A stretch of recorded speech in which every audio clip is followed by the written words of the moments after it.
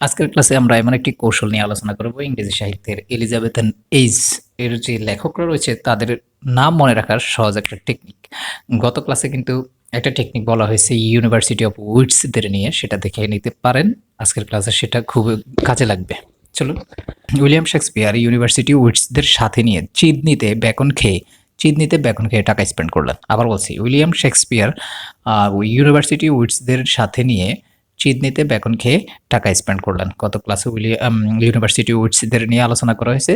সেখানে লেখক 7 জন রয়েছে এবং উইলিয়াম শেক্সপিয়ার, চিদনি, স্যার ফিলিপ চিদনি, চিদনিতে গিয়ে কি করছে, বেকন খেয়েছে। ফ্রান্সিস বেকন খেয়ে টাকা স্পেন্ড করলেন। স্পেন্ড হচ্ছে এডমন্ড স্পেন্সার।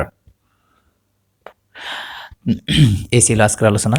আপনাদের যদি ভালো লাগে অবশ্যই কমেন্ট করবেন এবং গত ক্লাসের ভিডিওটি দেখলে ওই 7 জন সহ ওনারা হচ্ছে এলিজাবেথ এইজের গুরুত্বপূর্ণ লেখক।